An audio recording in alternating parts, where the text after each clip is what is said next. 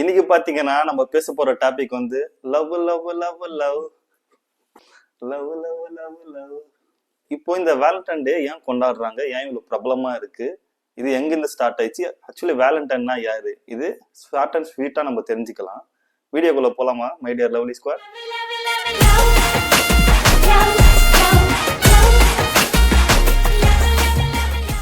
அந்த காலத்துல Valentine name ரொம்ப காமன் தான், நிறைய பேருக்கு இருந்துச்சு.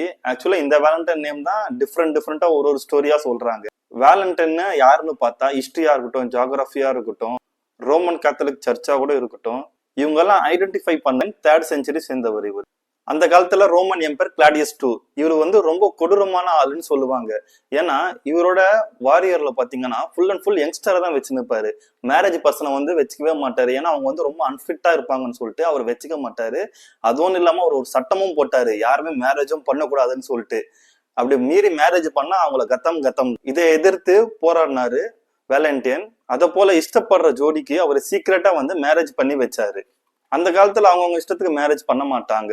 ஒரு பிரைஸ்ட் இருக்கணும், இல்லைன்னா ஒரு அரசாங்கத்துல ஒரு அதிகாரியில இருக்கிறவங்க இருக்கணும். இவர் ஒரு பிரைஸ்டா இருக்கிறதுனால அவங்க இஷ்டப்படுற ஜோடிக்கு இவர் சீக்கிரட்டா வந்து மேரேஜ் பண்ணி வச்சாரு. ஆனா ரோமன் ராஜ்யத்துல இவர் ஒரு நாள் மாட்டிக்கிட்டு இவரை கொன்னுட்டாங்க. சோ இந்த வேலண்டைன் தான் வேலண்டைன் ஆஃப் டெர்னின்னு நிறைய பேர் நினைக்கிறாங்க. ஆனா அவர் இல்ல, வேற ஆளுதான் வேலண்டைன் ஆஃப் டெர்னி. அவரு டெர்னி பிரதேசத்துல பிஷப்பா இருந்தாரு. பிஷப்னா ஒண்ணும் இல்ல, ஒரு மத போதகர், ஒரு குருநாதர் மாதிரி அப்படி, ஓகேங்களா. இவரு டெத் ஆன அப்புறம் தான் கிறிஸ்டின்லயும் ஆர்சி இருப்பாங்க, ஓகேங்களா. அவங்க வந்து ஹோலிடேன்னு அனௌன்ஸ் பண்ணாங்க.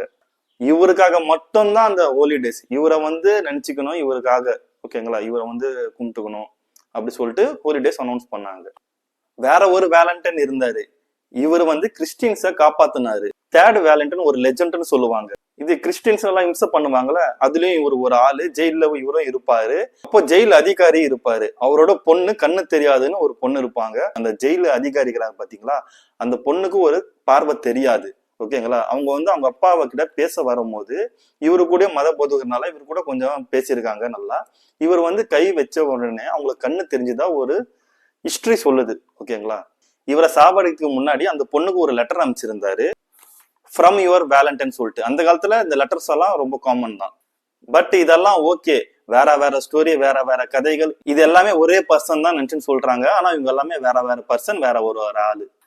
சில பேரு பாப் வந்து February 14 வேலண்டைன் டேஸ் 1946 AD அவரு தான் இந்த நேம் வந்து வச்சாருன்னு சொல்லுவாங்க. ஆனா அவரு அது உண்மை இல்ல. அவரு ஏன் வைக்க போறாரு, ஏன்னா அந்த காலத்துல நடந்தது நம்மளுக்கு எதுவுமே தெரியாது. ஆனா அவர் அந்த நேம் வைக்கல. ஆனா என்ன நடந்தது தெரியுமா?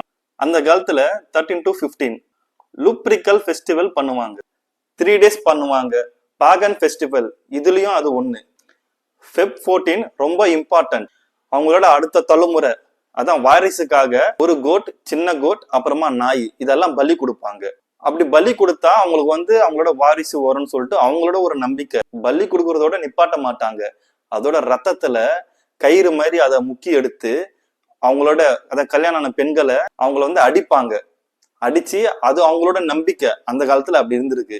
அடிச்சு அந்த ரத்தத்தை குடிச்சு அவங்கள அடிப்பாங்க. அப்படி நடந்தா அவங்களுக்கு வாரிசு பிறக்கும், அவங்களோட நெக்ஸ்ட் தலைமுறை, அவங்க பிரெக்னென்ட் ஆவாங்கன்னு சொல்லிட்டு அந்த காலத்துல அவங்க அப்படி ஒரு மூட நம்பிக்கையா இருந்திருக்காங்க. இப்பயும் இருக்கு நிறைய நம்பிக்கை. இங்க இந்த ஆடை வெட்டுறாங்க, கோழி வெட்டுறாங்க, ஏகப்பட்டது நடக்குது, ஓகேங்களா. நம்ம மூட நம்பிக்கை இல்லாமலாம் இல்லை, இந்த காலத்துலயும் இருக்கு. எதுக்கு அந்த காலத்து வரைக்கும் சொல்றது? பாப் கலேசியஸ் I இவர் வந்து இதை தடுத்தாரு. இவர் தடுத்தாலும் நிறைய பேரு இவரை கண்டுக்கல. இருந்தாலும் அது கண்டினியூஸ் தான் பண்ணினே இருந்தாங்க.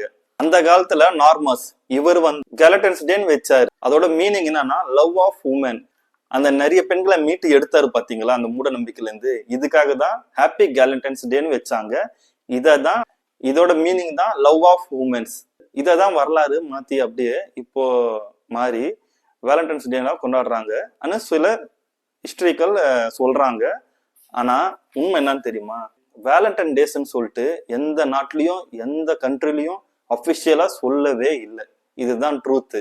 எந்த ஜோடிக்காகவும் பார்த்து இந்த சரித்திரம் வரல, எந்த ஹாலிடேஸும் இல்லை, எந்த லீகல் அபிஷியலாவும் எந்த இடத்துலயும் சொல்லல. இது எப்படி உருவாயிச்சுன்னே தெரியல. ஆக்சுவலி எந்த கண்ட்ரிலையும் லவ்வர்ஸ் டேனே கொண்டாட மாட்டாங்க, நம்ம இந்தியாவை தவிர. இந்தியாவில தான் இது லவ்வர்ஸ் டேனே சொல்லுவாங்க. ஆக்சுவலி இது லவ்வர்ஸ் டேவே இல்லை, 2 லவ்வர்ஸ்க்காக இல்லை. இது எப்படி இவ்வளவு பெரிய பெருசாயிடுச்சுன்னா ஃபுல் அண்ட் ஃபுல் பிசினஸ் தான். 18th செஞ்சுரியில இது ரொம்ப ஃபேமஸ் ஆயிடுச்சு. இந்த கார்ட்ஸா இருக்கட்டும் ரொம்ப ஃபேமஸ் ஆயிடுச்சு. ரொம்ப பிசினஸ் வைட் ஆயிடுச்சு இந்த கார்ட்ஸுக்கு. ஆக்சுவலி சாக்லேட்ஸ் எல்லாம் நம்ம சாப்பிட தான் எடுத்துன்னு வந்தாங்க. ஆனா இப்ப பாத்தீங்கன்னா ஃபுல் அண்ட் ஃபுல் நம்ம கிஃப்டா கொடுக்குறோம் நிறைய பேருக்கு. இது ரொம்ப பெரிய வைட் ஆயிடுச்சு. இது ஒரு பிசினஸ் தான். ஆக்சுவலா இதுவும் ஒரு பிசினஸ் தான் இப்போ. The truth is. அதுக்காக நான் லவ்வே இல்ல, லவ்வர்ஸ் டேவே இல்லைன்னு நான் சொல்ல வரல. உண்மையா லவ் பண்ற ஒருத்தருக்கும் தினமும் லவ்வர்ஸ் டே தான். தாய் தந்தைய லவ் பண்ணலாம், தங்கச்சியை லவ் பண்ணலாம், அண்ணன் தம்பியை லவ் பண்ணலாம், ஃப்ரெண்ட்ஸை லவ் பண்ணலாம், உண்மையில நட்பான இருக்கிற ஃப்ரெண்ட்ஸை லவ் பண்ணலாம். முக்கியமா உங்களோட கணவர்களை ரொம்ப ரொம்ப லவ் பண்ணலாம். கணவர்கள் நீங்க முக்கியமா உங்க ஒய்ஃபை ரொம்ப ரொம்ப லவ் பண்ணணும். ஏன்னா நீங்க உண்மையா லவ் பண்ற ஒரு நாளும் நம்ம எல்லாருக்குமே லவ்வர்ஸ் டே தான். ஆக்சுவலி நான் இதை சொல்லியே ஆகணும் நண்பா. இப்போ ஒரு பொண்ணா எடுத்துக்குவாங்கல்ல, அவங்க சின்ன வயசுல இருந்து பிறந்து வளர்ந்து அவங்க சொந்த பந்தம், அவங்க வாழ்ந்த வாழ்க்கை இது எல்லாமே வேற.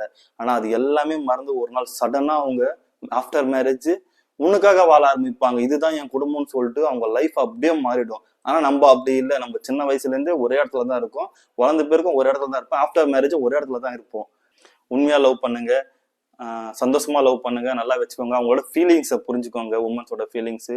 ஏன்னா அவங்க வந்து எங்கேயோ பிறந்து எங்கேயோ வளர்ந்து கடைசியா நம்மளுக்காக வந்து வாழ்வாங்க. நம்ம வீட்டுல வந்து புது புது ரூல்ஸ் சொல்லுவாங்க. இந்த மாதிரிலாம் இருக்கு இல்லைன்னா நீங்க சொல்லவே சொல்லாதீங்க. இதெல்லாம் நீங்க ஸ்டெடியா நிக்கணும்.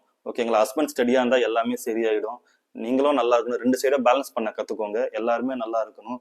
லவ்வர்ஸ் டேவ ஆரம்பிச்சு கடைசியில ஃபேமிலி தத்துவம் சொல்ல ஆரம்பிச்சிட்டேன். ஓகே கைஸ், நீங்களும் நல்லா இருக்கணும், நல்லா இருக்கும்னு சொல்லிட்டு ஆண்டவனை வேண்டிக்கிறேன். நெக்ஸ்ட் vlogல பார்க்கலாம். அன்டில் தென் நான் உங்கள்